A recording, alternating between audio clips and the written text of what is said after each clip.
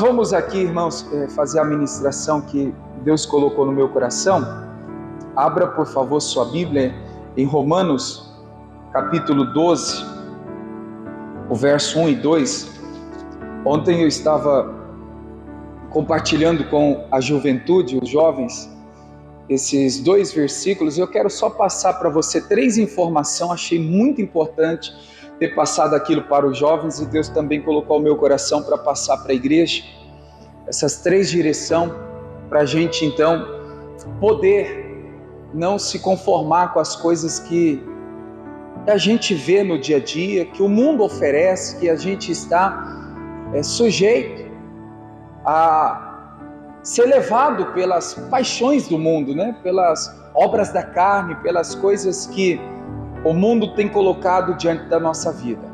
Vale lembrar, irmãos, até eu ouvi o pastor Jaime essa semana dizer, né, sobre esse assunto, que o que nós estamos tratando aqui não é para julgar ninguém, mas estamos aqui advertindo, né, principalmente mostrando a verdade para quem está debaixo da nossa autoridade espiritual, né? Para quem está então sempre nos acompanhando através da palavra. Esse é o cuidado que o Senhor tem nos dado. Através da sua palavra, Deus se preocupa para que a gente possa viver melhor, não se conformando com o mundo, para não praticar, né, as coisas que são abomináveis aos olhos do mundo, né, que Deus não aceita. Então, assim, né, está sendo gravado também, a gente tem compartilhado na internet, no YouTube, no Facebook, nas redes sociais, e vale lembrar que a gente aqui fala, irmãos, da salvação, falamos que Cristo vai voltar, falamos de cura, libertação, prosperidade, que é dom de Deus. A palavra do Senhor, ela é vida, a palavra do Senhor nos traz esperança. Mas a palavra de Deus também, irmãos, nos exorta, ela também nos corrige. E muitas vezes nós somos confrontados por aquela palavra que muitas vezes nós não aceitamos, nós não queremos ouvir, receber.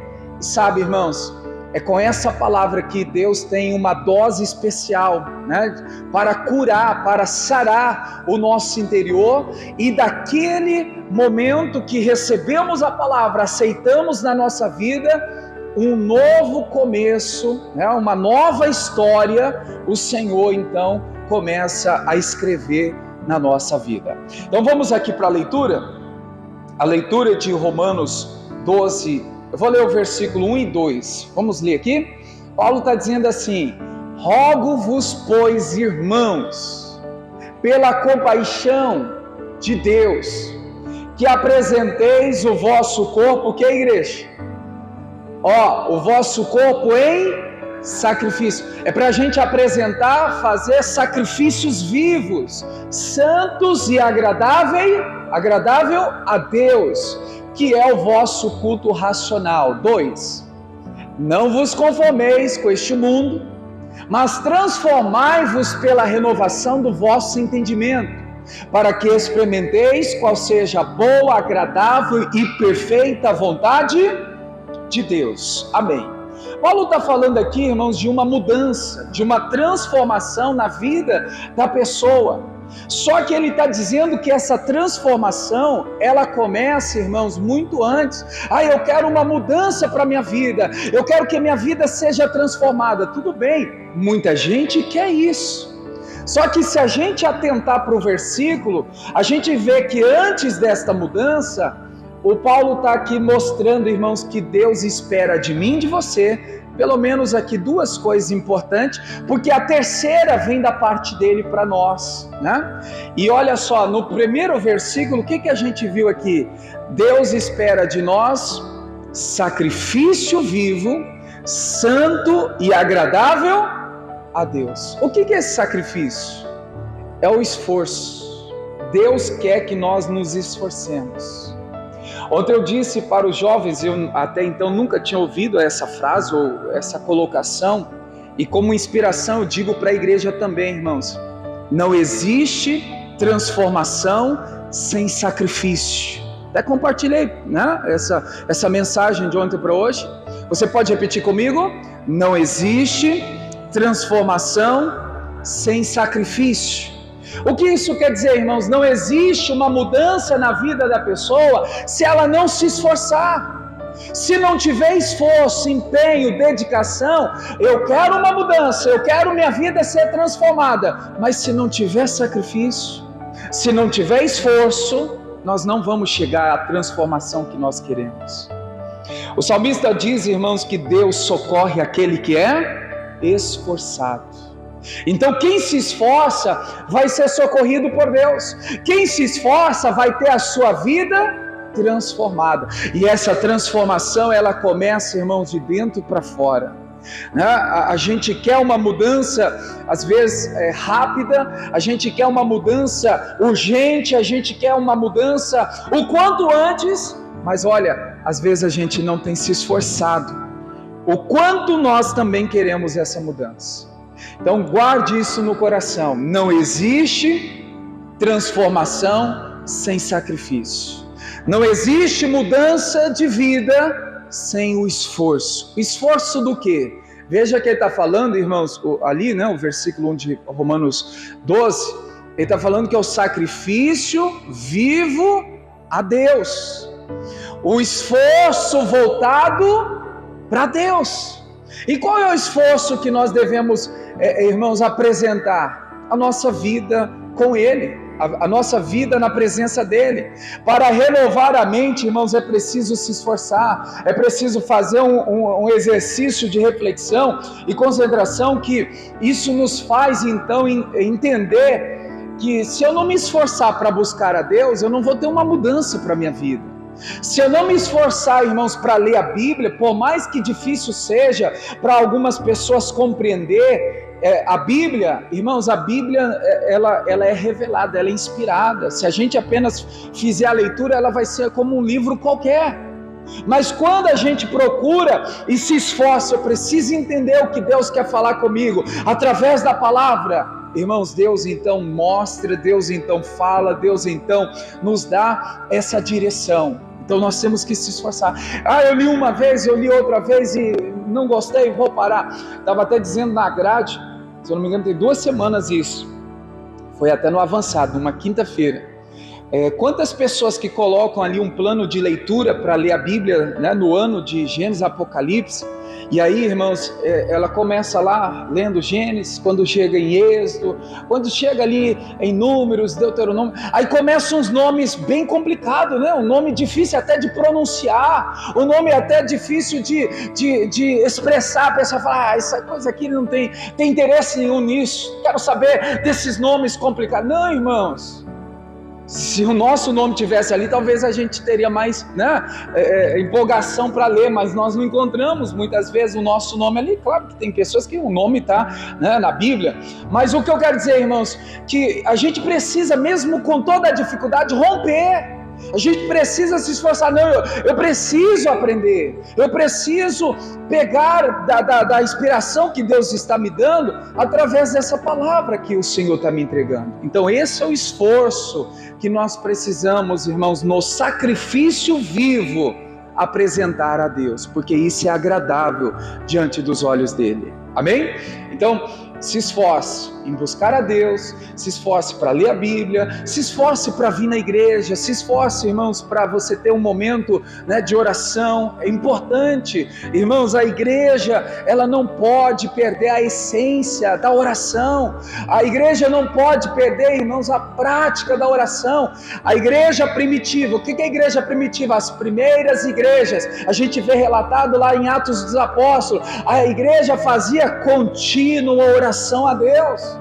A gente faz aí 1, 2, 3 orações e não pode parar, irmãos, a gente tem que continuar. Nós temos que crer, minha oração vai ser ouvida, Deus vai responder o meu clamor, Deus vai me ouvir, a minha oração não é em vão. Irmãos, a igreja de Atos 12, eles não pararam de orar enquanto Pedro não chegou lá na porta da casa que as irmãs estavam.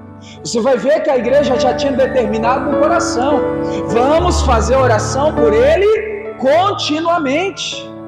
Em outras palavras, a gente não vai parar de orar enquanto a gente não tiver um milagre, porque o Pedro estava preso, o Tiago já tinha sido morto, o próximo a ser morto era o Pedro, e a igreja não fez nada por Pedro, e a igreja falou assim: nós não vamos também, ser cobrado pelo sangue da morte do Pedro, porque do Tiago nós não oramos, o Herodes matou. Agora nós vamos orar, vamos buscar a Deus, e vamos fazer a oração contínua, está aí na Bíblia, Ele era guardado na prisão, e a igreja fazia contínua oração por ele a Deus. Não vamos parar, não vamos retroceder. A gente vê em Lucas 17:1, irmãos, Jesus dizendo que é dever nosso de orar sempre e não desfalecer. Olha aí, 18, vê o 18? É 17 mesmo, contou uma parábola sobre o dever de orar sempre e não desfalecer, nunca desfalecer. Então, o sacrifício aqui, irmãos, é isso, é o esforço para buscar Deus, orar, ler a Bíblia, jejuar, se santificar, ter essa vida, irmãos, voltada para o Senhor. Muitas pessoas acham que isso é fácil. Irmão, se fosse fácil, lembra daquela passagem que Jesus disse dos dois caminhos? O caminho estreito e o caminho lá, a porta estreita e a porta lá, é estreito, é difícil, e nós temos que, com toda a dificuldade, dar sequência. A gente vai ver também, o próprio Senhor Jesus, irmãos, nos orientando na sua palavra, que a gente não pode desfalecer na fé, voltar atrás. Então que a gente entenda, irmãos, esse sacrifício, esse esforço, ele requer, Deus requer que nós sacrifiquemos, nós se esforçamos para então ter uma vida transformada. Volto a repetir essa frase, guarde no coração: sem sacrifício não existe transformação, sem esforço não existe mudança de vida. Você quer uma mudança para a sua vida? Se esforce para buscar a Deus. Você quer uma transformação que talvez aos olhos humanos é impossível acontecer? Irmão, se esforce, porque com o seu esforço você vai ter aí a transformação. Amém, igreja? Diga comigo: com o esforço minha vida vai ser transformada. Eu estou falando aqui, irmãos, e eu creio que o Espírito Santo fala em qual aspecto essa transformação vai acontecer na sua vida. Porque cada pessoa precisa de uma mudança em uma área, Tem gente que é uma área ali que ela precisa mudar, outra pessoa é outra área. Então cada um, enquanto eu falo aqui, o Espírito Santo vai falando ao teu coração qual a área da sua vida que precisa ser mudada. E essa área, para ser mudada, você precisa sacrificar. É o sacrifício vivo, sacrifício que é santo e agradável a Deus. Amém, igreja? Entenderam aqui a primeira lição para ter uma mudança de vida? Sacrifício. Versículo 2. O que a Bíblia diz aí? Não vos conformeis com este mundo, mas transformai-vos pela renovação do vosso entendimento. Vamos pegar aqui, renovar, transformar pela renovação do vosso entendimento. Segunda coisa, irmãos, para ter a transformação na vida, antes essa mudança tem que ser no entendimento, no pensamento, a forma de pensar. Se nós pensarmos hoje assim como a gente pensava no passado, a gente vai ficar sempre para trás. Me fez agora o Espírito de Deus me lembrar até da aula de ontem da grade. A gente está falando de casamento, relacionamento, e ontem lá nós tratamos assim, até, irmãos, a pessoa que quando casou, não sei quantos anos atrás, 5, 10, 20, 30, 40, não sei quantos anos você casou, se você não tiver uma mudança de pensamento, se você não renovar o seu pensamento diante do seu relacionamento, do seu casamento, você vai ficar para trás, ou quando não, já vem o rompimento, a separação. Porque, irmãos, uma relação, um relacionamento, um casamento requer mudanças. Mudança de pensamento. Se a gente pensar igual a gente pensava lá quando casamos, irmãos, vai ter grandes dificuldades para esse relacionamento se manter firme e forte. Tem que ter renovação de entendimento sempre. Não, eu preciso mudar, eu preciso fazer diferente, eu preciso agir diferente, comportar diferente, porque, irmãos, se a gente não tiver essa renovação na mente, vai ficar para trás. Estou falando aqui de casamento porque eu lembrei de ontem, mas isso aqui é para todas as áreas, vida espiritual. Se você pensa da mesma forma quando então você se converteu, irmãos, mais cedo ou mais tarde você vai acabar se enfraquecendo na fé. Você precisa renovar, você precisa buscar mais coisas novas para ser acrescentadas na sua fé. A fé, ela precisa, irmãos, do pão vivo, o alimento diário que traz para nós a condição de se fortalecer e se manter firme no Senhor. Mas se a gente então não se alimenta, se a gente não lê a Bíblia, se a gente não ora, se a gente não vem na igreja, a nossa mente, ela vai ficar espiritual, né? Agora, vai ficar atrasada. Não, a gente tem que, irmãos, renovar. Então Paulo está dizendo que a transformação na vida da pessoa, ela começa pela renovação de entendimento, começa pela renovação de pensamento. Se eu quero uma mudança para a minha vida, essa mudança começa onde? Primeiro, igreja? Na mente, a mentalidade. É a mesma coisa para o profissional. Você profissional, você da área do seu trabalho. Se você não se especializar, se você não fazer, irmãos, o que outros ainda não fizeram, fizer sempre a mesma coisa, vai ter uma hora que você vai ficar para trás, porque outros vão fazer coisas novas, elas vão inovar, elas vão buscar algo que ainda ninguém fez, né? E eu já dei exemplo aqui uma vez, uma senhora, né, numa cidade que eu passei, ela fazia marmitas, irmãos, para vender, e ela estava com a mente atrasada. Não, essa comida aqui é que eu aprendi assim, que eu cresci assim, todo mundo gosta. Irmãos, no início foi um sucesso a venda, mas passado 2, 3 meses, 6 meses ali, a queda de venda foi brusca. As pessoas queriam coisas novas, queriam inovação, mas a mulher continuava fazendo sempre a mesma comida. Não, porque eu só sei assim. Ela estava ao ponto, irmãos, de falir. Enquanto ela não foi procurar inovar, enquanto ela não foi, ela estava fechando as portas. Mas a partir do dia que ela mudou o pensamento, não, vou fazer diferente, vou acrescentar, vou inovar, eu vou estudar, vou ver o que está sendo feito aí que eu preciso aprender. Irmãos, a mulher começou a vender, se ela vendia, vamos dizer, 50, ela passou a vender 100, 200. Por quê? Inovação, renovação de mentalidade. É para tudo, irmãos, esse conselho aqui é para tudo. Se eu quero uma transformação na minha vida, essa transformação ela precisa começar na minha mente. Se a minha mente ficar, irmãos, presa ao passado, eu vou ter dificuldade, né? O mundo requer, irmãos, que a gente avance, né? A gente está num mundo cheio de tecnologia, cheio de um avanço que, se a gente ficar para trás, a gente vai sofrer danos, né? E muitos. Então, aqui eu vejo que essa renovação ela tem que acontecer na mente. Mas junto com isso aqui, eu quero ligar a primeira palavra aqui, vamos dizer assim, não vos conformeis. Ou seja, não se conforme com a sua mente atrasada. Não se conforme, irmãos, com um pensamento que já passou. Não se conforme. Não se conforme com as coisas do mundo. Não se conforme com as coisas que, irmãos, não deu certo na sua vida. Porque tem gente que diz assim, não deu certo, acabou. Não é assim, irmãos. Não se conforma com isso, não. Vai diante de Deus, vai diante da palavra. Não, o Paulo está dizendo, não se conforme.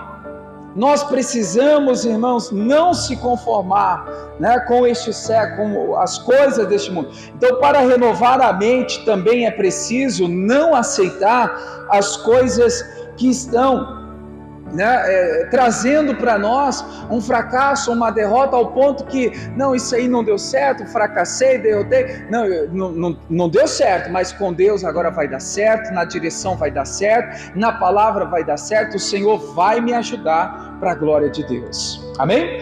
E a terceira lição que nós temos aqui, é a parte final, diz assim: para que experimenteis qual seja a boa, agradável e perfeita vontade de Deus. Terceira lição, irmãos: aceite a vontade de Deus para a sua vida. Certa vez o Paulo, quando a gente fala Paulo aqui, os que já tem um tempo na igreja sabem, Paulo, antes de ser Paulo, ele era Saulo. Quem era Saulo? Lembra quem era Saulo? Perseguidor da igreja, maltratava a igreja, humilhava a igreja, oprimia a igreja, o povo de Deus. O que eu quero dizer com isso, irmãos? Que, olha só, Paulo aceitou viver a vontade de Deus. Num certo dia, os olhos dele se abriu, a luz de Deus brilhou na sua vida.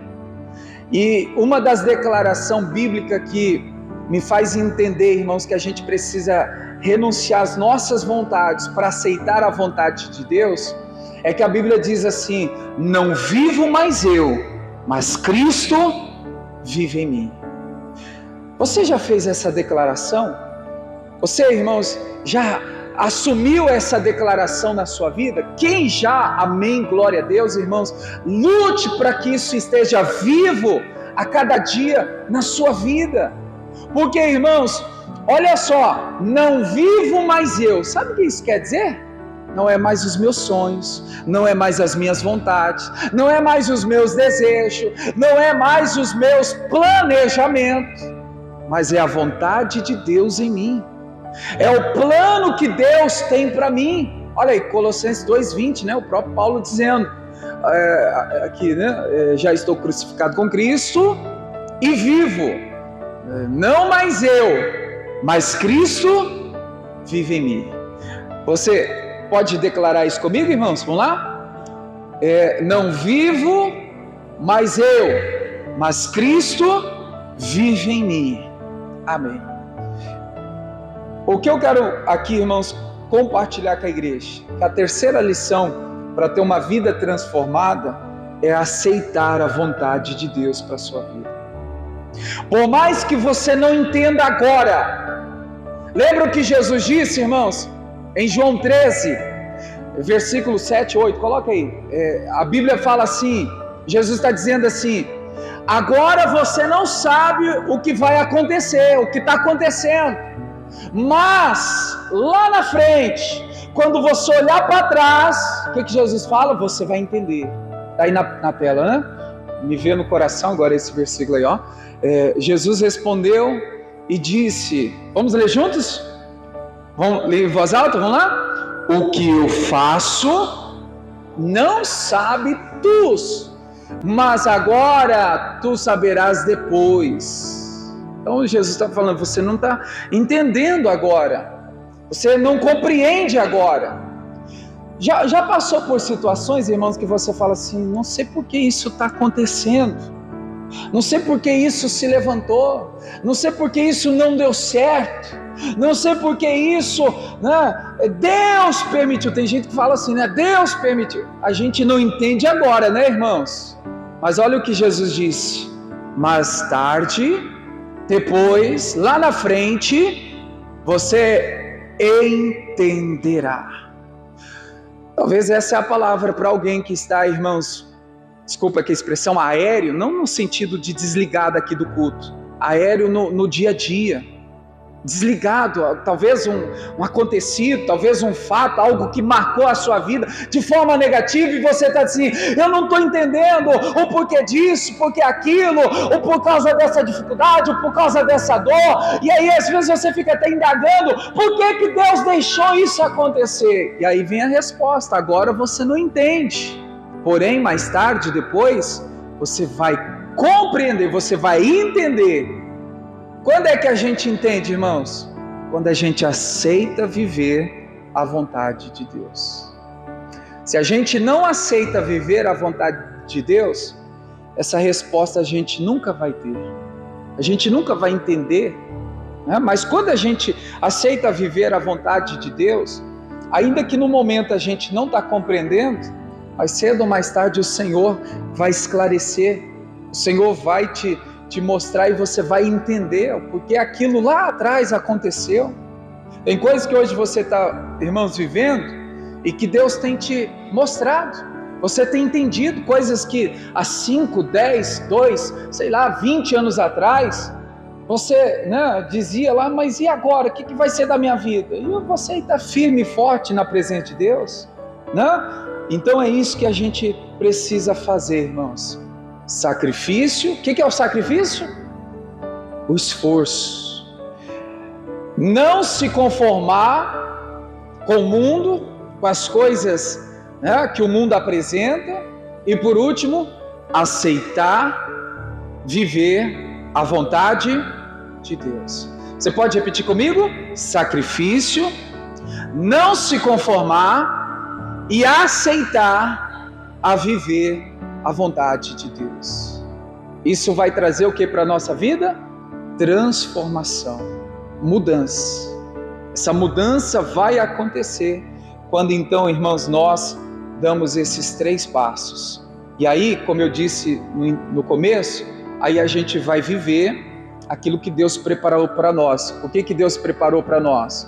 Coisas boas, coisas que são agradáveis, e que é da vontade, da perfeita vontade de Deus. Por mais que difícil seja, irmãos, essas coisas, elas virão para a sua vida. Você vai ter uma vida boa, você vai ter uma vida que vai ser agradável e perfeita da vontade de Deus. Volto aqui a enfatizar e lembrar, até eu disse isso domingo passado. Irmãos, não é porque Paulo está dizendo que Deus vai dar a nós uma vida boa, que agora tudo vai dar certo. Vai ter os momentos difíceis. Jesus mesmo alertou: no mundo tereis dificuldade, no mundo tereis as lutas, mas nós precisamos estar, irmãos, atento, voltado para Deus, e crer que o Senhor não desistiu de nós. Amém? Glória a Deus. Agora, igreja, eu quero aqui mesmo em Romanos, capítulo de número 1, o verso de número 25. Romanos 1, 25.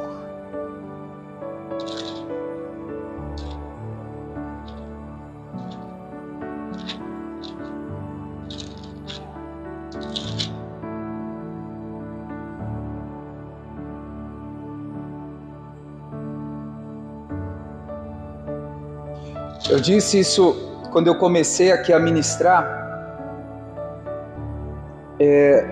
agora pela manhã. A intenção desse momento aqui agora também, irmãos, não é julgar ninguém, mas é advertir o povo que está debaixo da nossa autoridade, da nossa cobertura, e que tem vivido a fé juntamente conosco. Na sexta-feira Deus me deu uma palavra, depois que eu preguei na sexta-feira, no sábado, em comunhão com Deus. Senhor, qual é a direção, o que o Senhor tem para passar para a igreja, no meu momento com Deus? E Deus pediu, irmãos, para continuar tratando com a igreja sobre a idolatria. Algumas pessoas não vieram na sexta, não vou repetir propriamente os mesmos capítulos, né? Deus até me deu outros versículos, outras bases aqui, né? Para a gente estar tratando aqui, porque muitas são as pessoas que estão sendo enganadas, se conformando. Como eu disse para você, eu ouvi o pastor Jaime essa semana dizer, não conforme o que o mundo está fazendo, né? Irmãos, quantos de nós que às vezes se conformamos e acabamos então fazendo as mesmas coisas, né? Sobre a idolatria, irmãos, é colocar pessoa, colocar sonho, projetos, planos, lugares no lugar de Deus. Aí eu estava lendo assim, até o amar, aquele amor imenso, aquele amor que tem sido maior do que o amor de Deus na sua vida, biblicamente isso se torna idolatria, isso toma o lugar de Deus, e a gente, irmãos, não pode se conformar com isso, né? Nós não podemos aceitar isso na nossa vida, no nosso dia a dia, porque eu até dizia na sexta-feira, eu estava fazendo uma leitura e eu encontrei Paulo falando assim, foge da prostituição. Já leu isso na Bíblia? Foge, né, da prostituição, foge, né, do pecado sexual. Olha só, e a mesma declaração, Paulo fala assim, foge da idolatria. Eu falei, meu Deus, se a gente sabe que o pecado sexual, né, a imoralidade sexual, irmãos, o Paulo está falando que é para fugir. Eu até expressei isso aqui na sexta-feira. Paulo coloca numa prateleira de atenção, atenta, foge disso. E aí você vai encontrar na Bíblia Paulo também dizendo, foge da idolatria. Aí eu até disse, Paulo está colocando na mesma gravidade o pecado sexual como também o pecado da idolatria. A gente muitas vezes, irmãos, combate não o pecado sexual, mas e o pecado da idolatria que Paulo está dizendo? Olha aí o versículo, 1 Coríntios 6,18, né? Fujam da imoralidade sexual. Fugir, né? Ou seja, não se contamine, né? Não permaneça, né? Quem, irmãos, está em Cristo Jesus, nova criatura é. Se a velha criatura errou, praticou, não, agora eu sou de Cristo, agora eu estou no Senhor e nova pessoa eu sou em Deus. E aí o Paulo está dizendo, foge, né? Não fica por perto não. E aí vendo, né, sobre a idolatria, ele fala, foge da idolatria. E aqui que eu pedi para você abrir, Romanos 1, 25, nós vamos ler aqui, que está escrito, pois o que fizeram, igreja?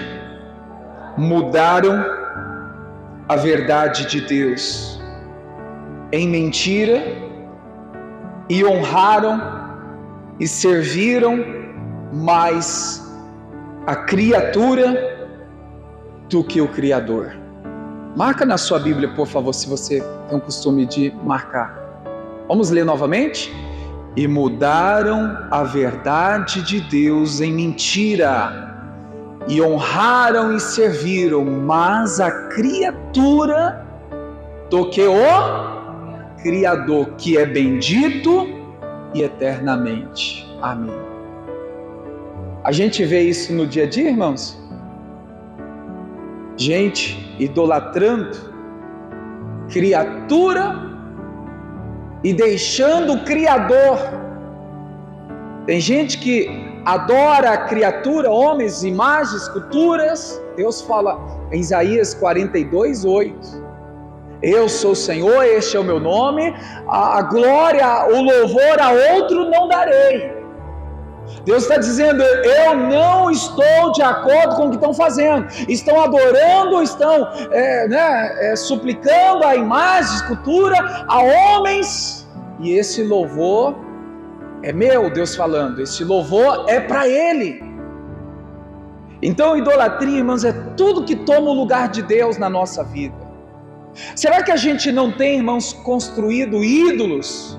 Será que a gente não tem tido esse erro na nossa vida cristã? Quando então a gente leu lá em Romanos 12, não se conforme, nós não podemos se conformar. Vou abrir parênteses aqui, irmãos, depois eu vou focar aqui na idolatria, mas vou abrir parênteses aqui até o que eu comentei na sexta-feira. não é para ofender ninguém, jamais eu preparo uma mensagem para ofender alguém. Mas não tem aquelas pessoas que gostam da festa junina? É errado diante de Deus. Quem é da igreja, quem é de Cristo, já tem o conhecimento e sabe que isso não é nem uma ofensa, é a Bíblia. Talvez algum visitante, algum que está aí começando agora, não é para te ofender, mas é para te alertar, é para mostrar para você na Bíblia que, irmãos, a prática disso, por detrás, existe, irmãos, oferendas, existe obras malignas que são consagradas a ídolos, a demônios. Na sexta-feira eu li com a igreja, Paulo dizendo assim, irmãos, que a comida que fazem são comidas que são preparadas, irmãos, e consagradas a ídolos. Eu até disse na sexta-feira, eu passei numa cidade onde tinha uma irmã que trabalhava numa loja, e ela disse: pastor, mas eu vi preparando a mesa, eu não vi ninguém consagrando a ídolos, ninguém fazendo aquela oração para Satanás. Não precisa, irmãos, porque isso já está de fundamento no mundo espiritual, onde o inimigo ele ganha legalidade quando nós comemos ou participamos. Então, assim, a gente precisa, irmãos, estar voltado para a palavra, para a gente não errar, como muitas pessoas estão errando em comer comidas consagradas, sacrificadas a ídolos. Não? 1 Coríntios 10, 20, se alguém tiver o interesse de ler aí, coloca aí na tela, por favor. 1 Coríntios 10, 20. Antes digo que as coisas que os gentios fazem, o que, a igreja? Sacrificam, apresentam. As sacrificam para quem, igreja? A comida aí é sacrificada, é apresentada para quem? E não é o pastor que está dizendo, não é a igreja da graça que está dizendo, é a Bíblia que está dizendo que as comidas são consagradas, sacrificadas aos demônios e não a Deus. E não, ó Paulo falando, claro que é o Espírito Santo para nós, Deus falando, né? Eu não quero que sejais participante com os demônios. Irmãos, quem que nunca fez isso? Eu, quando criança, mas não tinha um entendimento.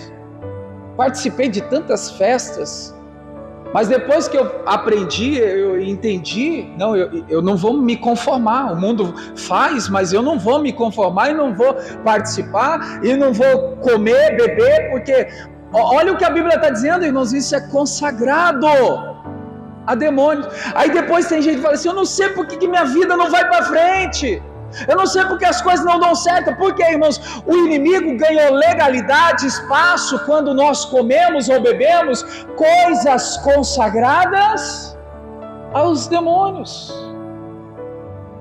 Então, que a gente venha fazer, irmãos, o que Paulo fala, 1 Timóteo 4, 5. Não digo essas comidas, fora, no dia a dia, na sua casa. Até orientei a igreja. Creio que o cristão que tem praticado a fé faz isso. Antes de comer e beber qualquer coisa, o que nós devemos fazer, igreja? Santificar a Deus. Antes de santificar, agradecer, né? Senhor, te agradeço pelo pão, pelo alimento, te agradeço pela água, eu te agradeço. Senhor, nós temos que agradecer, porque tem gente que não tem um pão que chega na casa dela, não tem água para beber, né? Então, primeira coisa, antes de comer e beber, irmãos, agradeça a Deus. Agradeceu, pegue ali o alimento, irmãos, e consagra, santifica, Senhor, santifica. Paulo fala que é pela palavra de Deus, irmãos, com a nossa oração, pela oração, aquilo que estamos apresentando a Deus é santificado. A gente precisa, irmãos, santificar aquilo que estamos comendo, bebendo. Eu até falei ontem na grade. Ontem, assim, eu levantei pela manhã e, irmãos, eu estava com uma dor de estômago.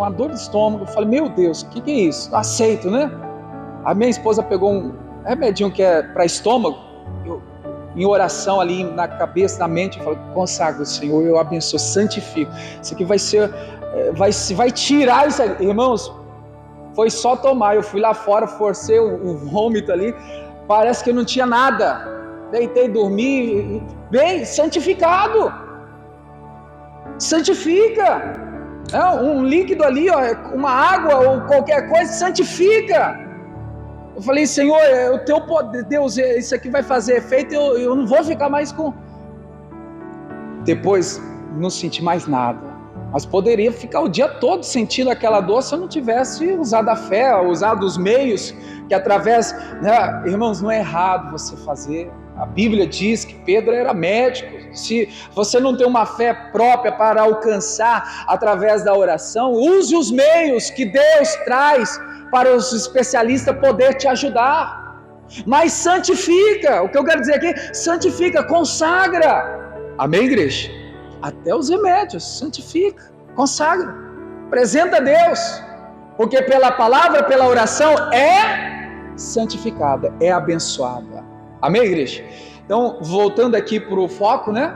Entenderam aqui, irmãos? Eu não vou falar mais por enquanto, ou hoje, né? Sobre isso, mas está bem claro, irmãos, comer, beber essas comidas nesse período aí de festa, não que você não possa fazer na sua casa. Fazer na sua casa, irmão, não tem problema nenhum. É você pegar lá, em algum lugar lá, algo que foi preparado para aquela festa, né? Para aquele ambiente, né? Então, isso Paulo está dizendo que são coisas, alimentos, são coisas aí consagradas a demônios, e não seja participante. E se você comeu, peça perdão a Deus, vai diante do Senhor, fala, Senhor, né, participei, comi, Senhor, que seja quebrada essa, né, legalidade que foi dada ao maligno, que a partir de hoje, com o conhecimento e entendimento da Tua Palavra, eu não vou fazer mais. Como eu disse para você, eu cresci, irmãos, praticamente participando, comendo, bebendo, mas não tinha entendimento. O dia que eu entendi, que eu conheci a verdade, eu tomei a decisão, não vou me conformar com o que o mundo faz e não vou mais praticar isso. E nunca mais praticar, ainda criança, tomei essa decisão e nunca mais, de lá para cá, não comi nada. Pode me oferecer, eu não quero, Deus abençoe. Amém.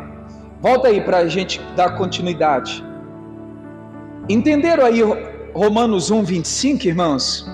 O que aconteceu? Mudaram a verdade de Deus em mentira, adorando e servindo a criatura em lugar do Criador, o qual, né, é bendito eternamente. Então veja que os valores foram invertidos, onde muitas pessoas elas acabam errando. Eu vou aqui falar rapidinho, se você puder marcar para ler na sua casa, vou pedir para o Oscar até ser rápido aí na tela, não que não esteja sendo, né? Isaías 45:20, só para a gente ganhar tempo. Você que quer marcar aí, tipo de idolatria, eu vou aqui mostrar alguns tipos de idolatria que às vezes a gente não sabe, ou a gente sabe e muitas vezes ignoramos, e vou dar referência na Bíblia para você ver os tipos de idolatria que existe. Isaías 45:20, congregai-vos e vinde, chegai-vos a todos juntos, vós que escapastes das nações, nada sabem o que carregam, o lenho da sua imagem de escultura, e fazem súplica a um Deus que não pode. Fazem o que, igreja? Súplica a um Deus que não pode salvar. Então qual é o tipo de idolatria? A idolatria de imagem de escultura. A Bíblia está dizendo que, olha só, fazem súplicas de um Deus que não pode salvar. Salmo 115, versículo 3, 4 e 5 em diante, a gente tem essa referência. Olha o que o salmista está dizendo: mas o nosso Deus é o Deus que está no céu e que faz tudo que nós pedimos, né? Tudo que lhe apraz. Esse é o nosso Deus. Mas olha o Deus que é referido aí, né, de Isaías, versículo 4. Os ídolos deles são de prata, ouro, obras das mãos dos homens. Vamos ler juntos? Tem boca, mas não falam. Tem olho, mas não veem. Tem ouvidos, mas não ouvem. Nariz tem, mas não cheiram. Tem mãos, mas não apalpam. Tem pés, mas não andam. E nem som algum sai da sua garganta. Ficou claro, igreja? Qual é o primeiro tipo de idolatria? A imagens de esculturas, né? Então foge da idolatria. Segunda referência, Deuteronômio 4, do 16 ao 19.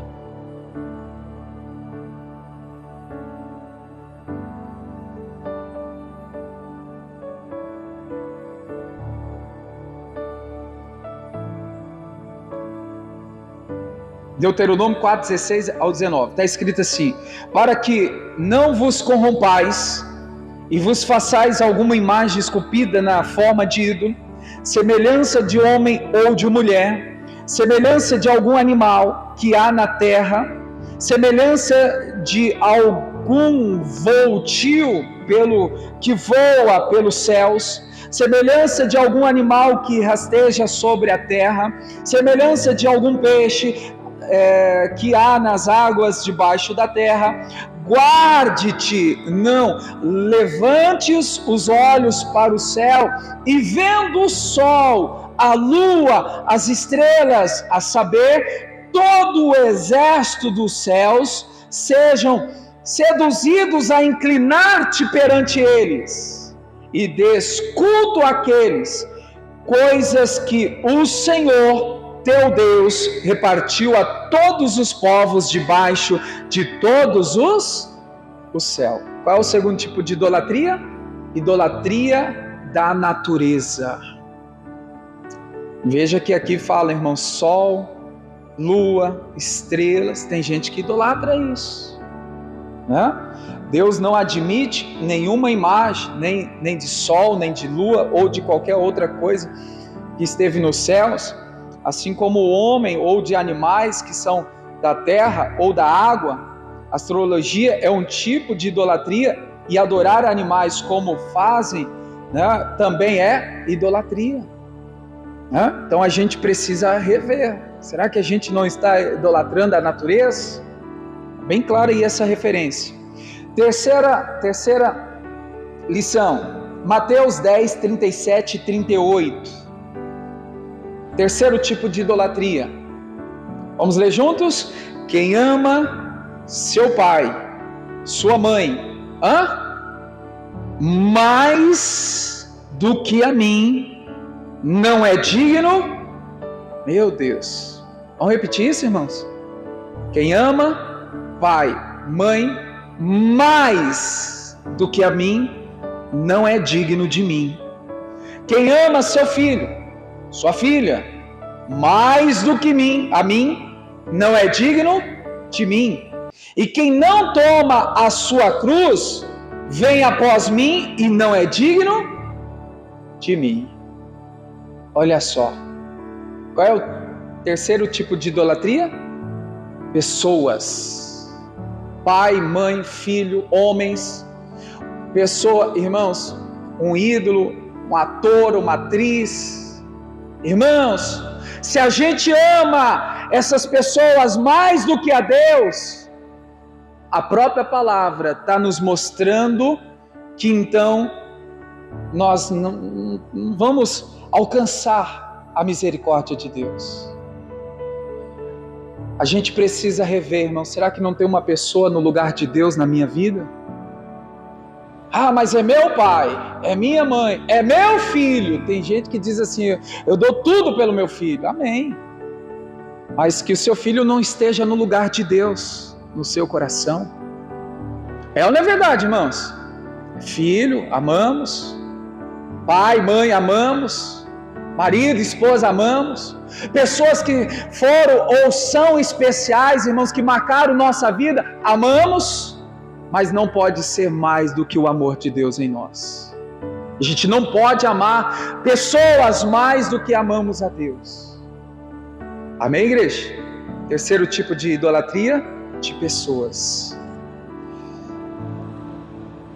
A quarta aqui, Mateus 6:24. Ninguém pode servir a dois senhores, porque há de aborrecer-se de um e amar o outro, e se devotará a um e desprezará o outro. Não podeis servir a Deus e às riquezas, ou Deus de Mamon. Então, a quarto tipo de idolatria é as coisas, idolatria de coisas. Ninguém pode servir a dois senhores, ou coisas. E quais são as consequências, igreja? Isso aqui que eu quero, assim, maior atenção, porque idolatrar, às vezes a pessoa ela leva muitas vezes ignorando, não, mas é só isso aqui, não, irmãos. Romanos 12:2 que nós vimos, não se conforma. O mundo idolatra, não, eu não vou idolatrar, eu sou conhecedor da palavra. Agora, igreja, o pior de tudo é que existem consequências. As consequências da idolatria. Apocalipse 22:15.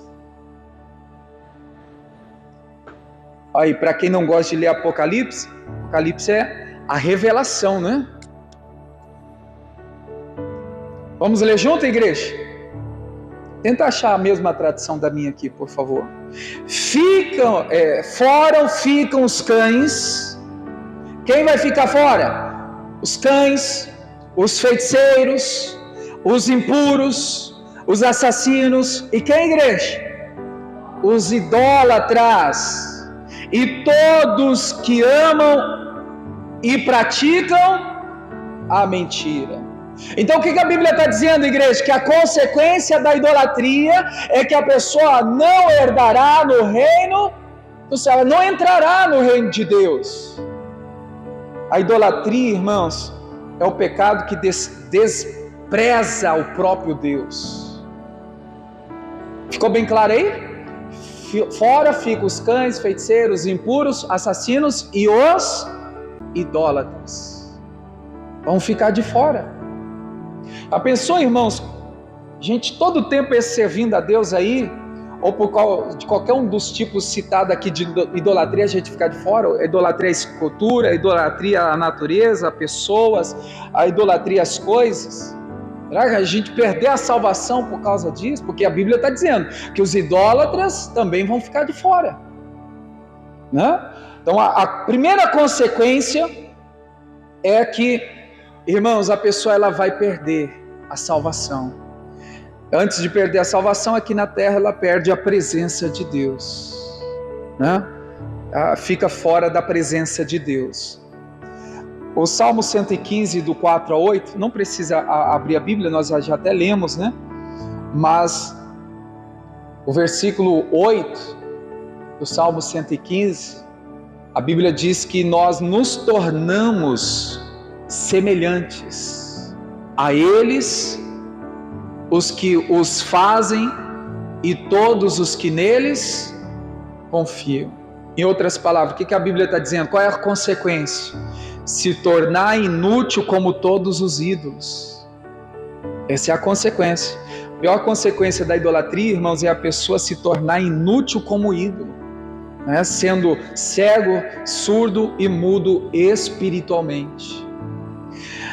Terceira consequência, 1 Coríntios 10, do 19 ao 21. A terceira consequência da idolatria é que a presença de demônios, ela está diante dos ídolos. Que digo, pois, que sacrifício é sacrificado aos ídolos é alguma coisa, ou que o próprio ídolo tem algum valor? Antes digo que as coisas que eles sacrificam é a demônios que sacrificam e não a Deus. Senão, quero que vos tornem, então o que, igreja? Associados aos demônios, né? Participantes da mesma mesa dos demônios. Então essa é a consequência, que a presença dos demônios vão estar ali, né? Quando então nós agimos assim. Amém. Eu vou finalizar por aqui, irmãos, mas a Bíblia nos ensina que nós devemos tomar decisões, né? Eu sei que às vezes é um assunto que muita gente não gostaria de estar ouvindo, né? Talvez há um confronto interno, né? Mas quem já entende da palavra sabe, está sendo relembrado. Mas você que está talvez pela primeira vez ouvindo sobre isso, veja que é a palavra de Deus nos mostrando. A gente poderia, irmãos, poderia falar de outras coisas e deixar isso de lado, mas eu estaria, né, vamos dizer assim, deixando de anunciar a palavra. Eu estava lendo essa semana o que o profeta Ezequiel fala aqui, ó, Ezequiel 3:18, diz assim: quando eu disser ao ímpio, certamente morrerás, não haverá, avisando tu, não falando para avisar o ímpio acerca do seu caminho ímpio, para salvar a sua vida, aquele ímpio morrerá de sua maldade, e o seu sangue da tua mão o requererei. Sabe o que aqui está dizendo, irmãos? Deus está mandando o profeta falar, e se ele calasse, o sangue estaria na mão dele. Pode estar confrontando alguém, mas pode estar salvando a vida de alguém. E se eu deixar de falar, depois, né, ainda que, vou sair da igreja porque eu não gosto disso, aquilo. Olha, a gente corre o risco, mas a gente não pode deixar de anunciar a verdade. A palavra que confronta é aquela que sara, é aquela que salva, é aquela que vai te ajudar. Amém, igreja? Então, receba com os bons olhos. A Bíblia diz que se os seus olhos forem bons, você vai ter luz. Agora, se você receber com os maus olhos a palavra de Deus, aí você vai encontrar escuridão, vai ficar tudo, né, tudo confuso. Não, mas com os bons olhos, é a palavra que salva, que liberta, a palavra que cura e que transforma vidas. Amém, igreja? Diga graças a Deus. Amém. Fique em pé, em nome de Jesus. E como vencer isso, irmãos? Tomando a decisão. Sobre, irmãos, ídolos, sobre esculturas, sobre imagens.